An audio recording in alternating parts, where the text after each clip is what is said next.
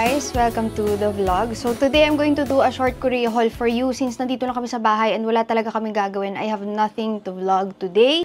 But before going to Korea, may mga ine-expect na ako na paparating pagdating namin dito. First and foremost, may nagtatanong saan ko daw nakuha yung blue na bag ko na gamit ko throughout the Korea trip. That one I received prior to flying to Korea and that's a Goyard na Bohem. So the style is Bohem. Yes, diretso agad tayo sa haul guys. Hindi ko alam kung anong tawag sa blue na to. Sky blue ba ang tawag nila dito? This is the bag that I used throughout the Korea trip. Hindi na ito na isama sa ibang haul. So, sinama ko na dito. Ito kay Orline Shop ko binili, pero may isa pa. This one naman ay Source Sky Luxury Hub Manila. This one is another Goyard.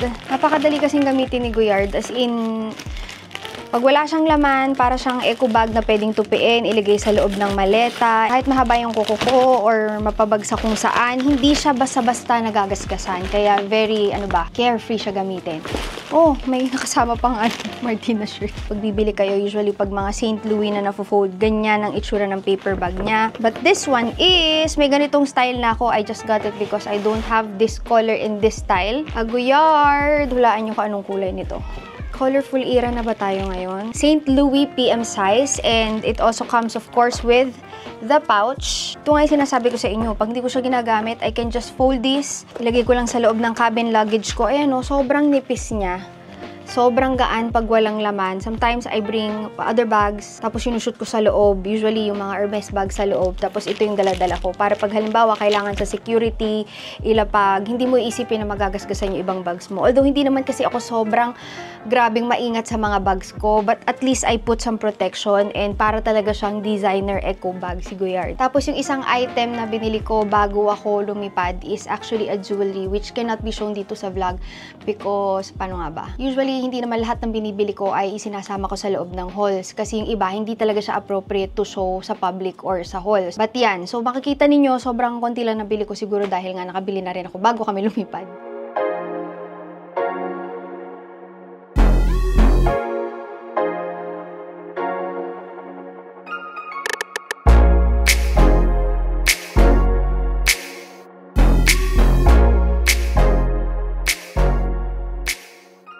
But ito yung sinama ni Luxury Hub. Alam niyo, nagkaroon talaga ako ng collection ng Mardi because of her crop t-shirt. One size lang yan. And then, isingit ko na din dito, no? Kasi syempre, Mardi din naman ang usapan. During my visit in Korea, I got two shirts. One is yung long sleeve na suot ko papauwi. Supposedly, hindi ko pa susuotin yun. It's just that nag-extend kami na isang day and tinatamad na akong bumili ng isa pang damit dahil sakto lang yung dala ko. Sabi ko, susuotin ko na yung binili kong isang Mardi.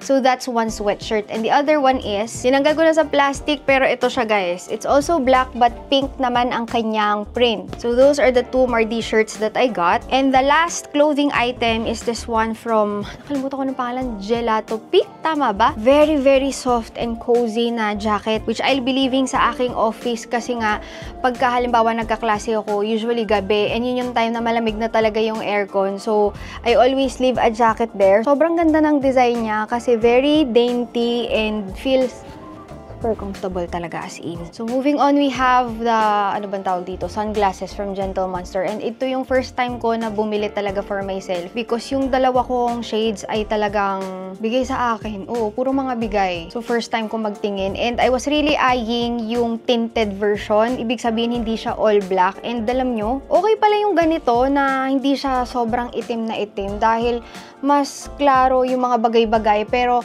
meron ding shield yung mata mo from the sun. I'm super comfortable with this one. Unlike pagka naka-sunglasses ako, parang feeling ko minsan sobrang dilim. But after getting my LASIK, hindi ko alam kung na-experience na bang LASIK patients yun ha. Sobrang liwanag naman, as in parang nadagdagan ng ilaw kahit saan ka pumunta. That I have to use something for my eyes kasi minsan nabibigla talaga siya. But I don't want nga yung black, so I got this one from Gentle Monster.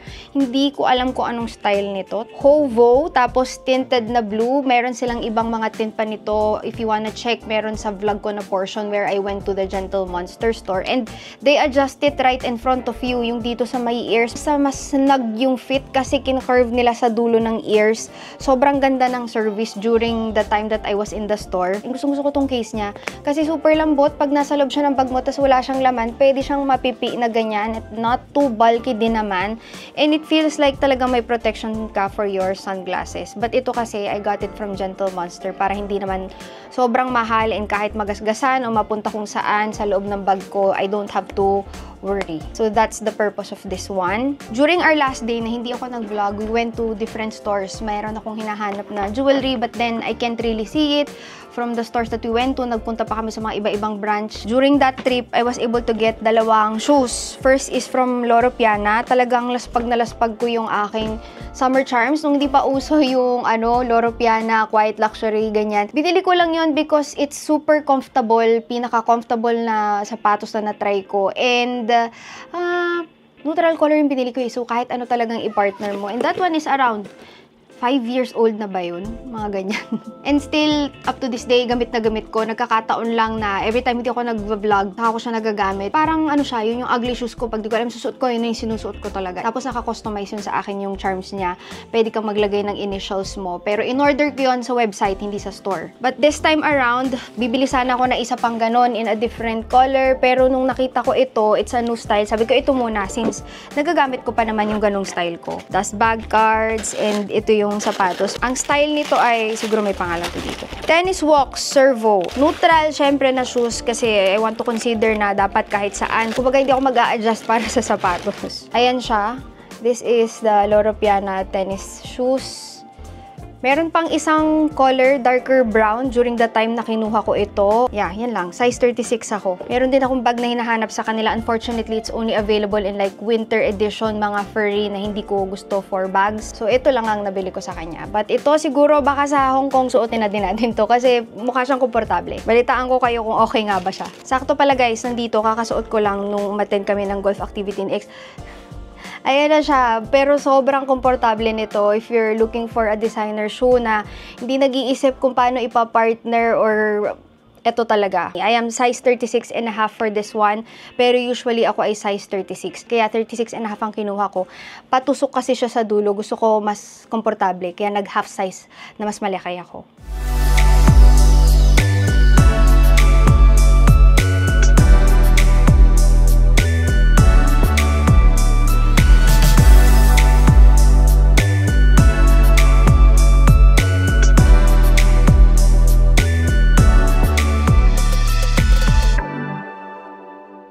Feeling ko, ang bilis mawawala nito sa uso. So, kailangan pag binili nyo, susuotin nyo talaga agad. This is my first Alaya na shoes. I've been very tempted to get yung mga iba pa nilang shoes. But then, alam ko sa sarili ko na hindi ko naman gaanong masusuot. Ganda ng box nila, pero ito ba, itatapon ko ba itong box na to? Kaso wala na akong paglalagyan dito. Meron siyang dust bag na kasama. Tapos, ito yung uso na flats. Matagal ko tong nasa wishlist, pero kukunin na hindi, pero kinuha ko na since nandun na rin lang ako. Sabi ni Jolly, kunin mo na, matagal na pala yung nasa wishlist mo. So the style name is I am still not aware. Basta it's ballet flats. They also included like an extra sachet of the studs if you want to repair it. I got it in white. This is also available, yung studded version in black. Nag-umpisa to doon sa mesh. Trinay ko yung mesh. Ang ganda rin yan tingnan sa paa. Pero I just went for the more elegant version, itong studded version. Pero nagulat ako kasi nung kinumpit ko, the mesh and this one, ang difference ng price is around 25,000 pesos ba? Basta medyo malaking price difference. Akala ko halos magka-presyo lang siya eh. At ayan, dadali na rin natin to. Susuotin na rin agad. Ito, meron na talaga nakaabang na parang display area or display rack na binili ko sa Shopee. But this is the Molly Carb Lover. Figurine shop from Pop Mart. I won't be opening this. Sa office ko na i-open kasi pagka-open ko, diretso na dun sa lagayan. Isa to sa mga gusto kong characters from Pop Mart. Si Space Molly, tsaka si Royal Molly. Basta everything Molly, cute na cute ako. We're moving on to Olive Young items. Isa sa lagi kong binibili doon is this Philly Millie, ano bang tawag nila dito? Soft bath sponge. Ito yung ginagamit namin ni Jeloy currently and gusto ko to kasi wala lang, regular sponge siya na nagtatagal, hindi siya mabilis. Yung mga ganito kumakawala siya from sa pagkakatali. Meron siya mga cute little hearts. Wala naman siyang effect na ewan ko na gagawa. Pero yan, gusto ko yung quality nito. Lagi kong binibili doon. Tag-isa nga uli kami ni Jeloy. Next item, ito guys, isa sa mga viral products from Olive Young. This is the Biodance masks. Alam nyo, I always wonder about the top products na dinidisplay nila dun sa haul sa Olive Young. Because I feel like, don't get me wrong baka paid ba yun para mapunta ka dun sa top na yun. Kasi alam niyo kung bakit? I only discovered recently when I had a brand na most sa mga publications, for you to be able to be included in the top 100 or the famous products, you need to pay for the placement. I mean, i-award nila sa'yo, okay, you can be included in our list, but babayaran mo pala yun. So for the longest time, na nilulook up ko yung mga magazines na to, tapos nalaman ko bigla na, shucks, bayad pala yun. Parang nawalan ako bigla ng tiwala na, ala, akala ko pa man din napili sila, yun pala. Well, napili sila pero kailangan nila magbayad. Pag hindi sila nagbayad, they won't be placed. So, minsan nakakawala ng tiwala yung ganun. But yung itsura nung masks is ganito. Gamitin natin to tonight. And hindi lang mga Koreans yung nag-rave nito. Hindi ko alam kung marketing budget lang ba yun. I'm just being honest here, you know. Hopefully, maganda talaga siya. So, every time makakakita ako ng mga top ganito, ng ganitong store, parang hindi ko alam kung maniniwala pa ba ako o hindi. And even yung mga features sa magazine, yung mga top ilang woman, I have already seen one influencer mention about this kind of, ano bang tawag dito, kalakaran, na parang may nag-message din kasi sa akin nai-include din nila ako dun sa top ganito, pero meron siyang advertising fee. You know, nakita ko isang influencer na yun, feeling ko naalok din yun, tapos medyo iba din yung pagkaka-view niya. Next items are from Unov.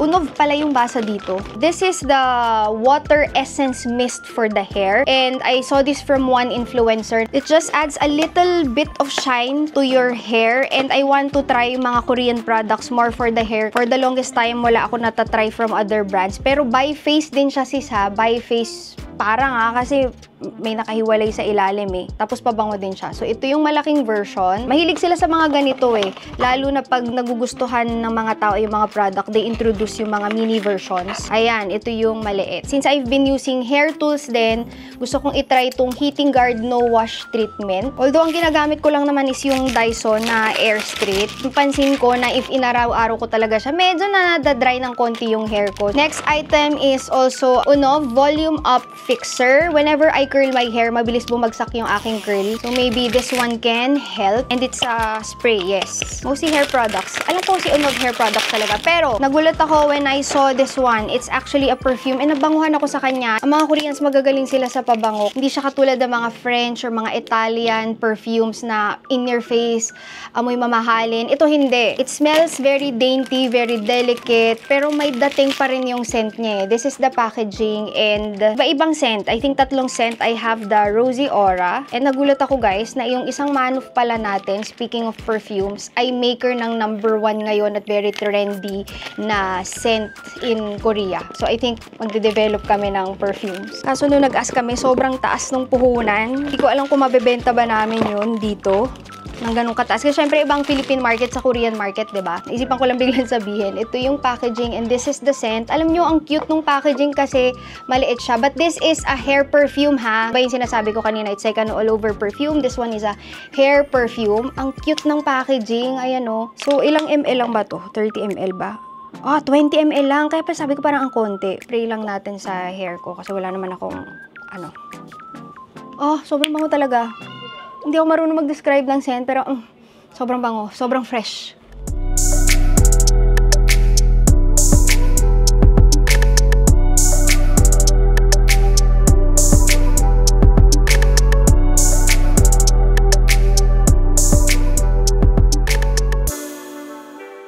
Siyempre, every time pupunta kaming Korea, I always drop by Olive Young. Dahil yung mga manufacturers namin, I think 70% ng mga items sa Olive Young are from our manuf. So, ganun yung quality ni Arcadia Beauty na dinadala namin sa inyo. Kaya, pag may mga bago sa Olive Young, I always ask our suppliers, oy, anong technology yung gamit nyo dito? Anong ganyan? Anong bago? So that we can also be updated. Ay, konti na lang pala to. Ito, hindi na to pala Olive Young. These are from the boutiques from Songsu. Singit ko na dito kahit hindi to makeup, no? Yun lang pala yung Olive Young. These are instant coffee mix. Tapos may nag-comment pa sa akin dun sa vlog. Ang gwapo daw nung nagbebenta. But, new mix. It's a small store in Songsu. Ang gaganda ng mga stores dun. Grabe. But I have the original flavor and then the banana milk flavor. I'm not sure about the banana milk flavor kasi sa totoo lang, hindi ako mahilig dun sa mga banana milk na drinks ng Korea. But, let's see kasi uso daw sa kanila yun. Naman masama mag-try. Pero ang itsura nung sachets is yan. Very aesthetic pa din. Ilalagay ko to sa office ko kasi pagka, bawa, nagka klase tapos inaantok ako, meron akong stock doon ng mga 3-in-1s para mabilis na timplahin. Ito lang ang kinuha ko sa Dasic pero may mga free ako na na-receive. Ito ginamit ko na while I was in Korea. 2 shades ito actually from the new collection. It's the Dasic Juicy Dewy Tint and ang man-off nito ay man-off din ng isa sa mga products natin. I won't be mentioning which one. Hindi yung lip tint natin guys ha. Yan lang ang mabibigay ko na clue. But the shades are in Sweet Vincho at saka Sugar Roll. So the darker one is what I used in Korea, Sweet Vincho. And then ito yung lighter one. Hopefully makita sa akin. Ayan. And then this is the darker version. Ayan. Pero ito kasi ginamit ko na nung time na nandun ako since dewy ito and okay for the weather nila. Lalo na nakaka-dry talaga sa lips. From the same collection, first time ko mag-try nito Luminous Glow Stick. Ang kinuha ko na shade is in Champagne. Yung English kasi nakasulat lang sa box. When you have the component mismo, yung product, wala nang English dito. All Korean. I think this is the shade in between. Pero siya ay highlighter. Yung very uso na highlighter, nag-viral kay Hints. And lastly, wow, bumili ko na eyeshadow. Sino ako dito? Number 2, Aurora. Kasi dalawa lang ito. Isang parang medyo brownish, isang medyo pinkish purplish. Ito yung pinkish purplish. Pero guys, ito ay talagang very, very glittery ones. I won't even swatch during this time kasi magpo-fall off lang to sa kamay ko. So, sometimes, kahit hindi ko ginagamit for myself, bumibili ako for research purposes. Like, bakit ba nila nagugustuhan yun? Or baka minsan, hindi ko lang siya bet, pero pag ginamit ko, ay, ang ganda pala. May mga ganung makeup items na hindi mo madidiscover kung okay sa'yo, not unless you try. So, yan ang purpose ng mga pag-visit ko sa Olive Young o sa mga different makeup stores. Kay Dasic, meron akong nakuhang 2 freebies. So, ilagay na natin sa loob. Itong heart, ang laman pala nito is eyeshadow. Parang lahat ng pinuntahan naming stores, talagang meron silang mga keyrings. Yung mga sinasabit sa bags or sa pouches kung saan mo gustong isabit. So, ganyan siya sa loob. Tapos, lagay mo lang yung mismong item mo. Pwede kang pumili ng color ng component and then you can also pick which one to put inside, kung anong shade. Tapos isasabit mo lang siya na ganyan. Ayan o, sobrang cute. Actually, nag-expect akong 2 yung makukuha ko nito. Pero isa lang nakuha ko. Dapat pala, yung 2 items na yon nasa isang resibo lang. Kung hindi, ang nangyari sa akin, 4 na items yun. Nakala ko makakakuha ko ng 2 ganito. Tag-isa kami ng kapatid ko. Yun pala, disqualified if just 1 receipt. Ito yung pinili ko sa kanya. Lip and cheek product din. Yan. Diba? Sobrang cute. Mabubudol ka talaga. Starry Night Collection. Itong isa na to. Ito, hindi ko alam. Pero sinamahan din nila. Christmas balls. Ito din. Free din ito. Ang dami nila mag-free. Basic Glowy Tube Lip Gloss. Minis ng lip gloss. Ito meron na ako pero isang shade. Binili ko lang online. Nung pumunta ako, kinuha ko yung mga best-selling shades nila. We have Apple Tart. This one. And then, the other one is Haze Rosy. Ito ay lighter pink in shade. Ang kaibahan lang nito sa Fee kasi yung pinakauna nagkaroon ng ganitong klase ng formulation is that these ones have applicators na kasama. So, pag inopen mo siya na ganyan, yung applicator niya is nasa ibabaw. Although ako, hindi ako mahilig gumamit ng mga ganitong kaliliit na applicator. Pero useful pa rin kung talagang ayaw mong hawakan yung mismong product. Ito yung mismong product sa loob, which is a cream-based product. Itong isa naman is, ayan, ganito yung shade niya sa loob. Hindi siya sobrang match sa kulay ng packaging, guys, ha. Ayan siya. So, only 2 since I already have one of this formulation.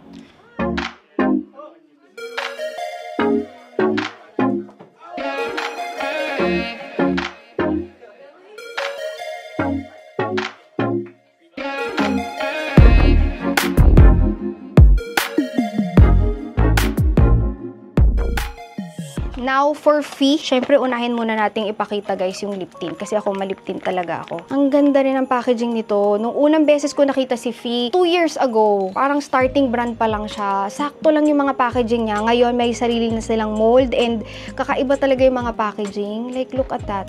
Medyo bulky lang sa loob ng bag, pero 'di ba, effort sila sa packaging. Yung iba guys, hindi ko na sinaswatch ha, pero itong lip tint sa swatch ko. Mahilig talaga ako sa lip tint, especially for everyday. This one is yung light shipping pala itong una, and then quiche pink. Mabango nila lahat, very fruity. Ayan. So I'm trying pinks now. Those are the only lip tints that I got throughout the trip. Buti nga 4 lang. Usually mas marami pa kasi nga 'di ba, nagde-develop din kami ng makeup products and I use them for research purposes. These are Fee's Glowy Jelly Pot. Bago to, since nag-viral yung kanila ang potted version na una, gumawa sila ng jelly version. Very reminiscent nung nag-viral kay Chanel na lip and cheek balm. But I don't know if I can use this for my cheeks. Baka for the lips lang. And yan ang packaging niya. Tapos, ito yung formulation. Hindi ko na din ididip yung kamay ko, guys. Pero, 'di ba, parang siya si Chanel. Ay, may plastic pa pala. Very jelly-like. This one is in the shade Rosy Glaze. And then, we have Lolly. This is a brighter pink shade. Iba-iba sila ng takipay. Isa transparent, yung ito naman is white. Jelly-like din siya. Ito naman, napaka-cute ng mga freebies niya. Para siyang candy. I-open muna natin yung mismong keyrings. Ayan, dalawang keyring. Isang blue and isang pink yung kinuha ko. Ayan, mas kita nyo pag close up. Oh, okay. Pareho siyang glowy jelly pot. Hindi ko alam kung binibenta nila to ng ganitong kaliliit lang or free lang ba itong mga ito. Meron siyang adhesive sa loob. Ayan, tapos may plastic pa na ganito to cover. Okay, this is the last one for the keyrings. Alam nyo guys, yun lang. As in, yun lang talaga yung mga nakuha ko kasi nga may balak pa kaming umalis. Talagang nung time na yun, nag-focus kami ni Jeloy sa pagre-relax. Tapos nag-meet kami ng mga suppliers na pwedeng i-meet. Tapos sinamahan namin si Rach. But that is it. Today, wala tayong vlog. Just this very short Korea haul. I hope you guys enjoyed. Maraming salamat sa panonood and see you on my next videos. Bye-bye!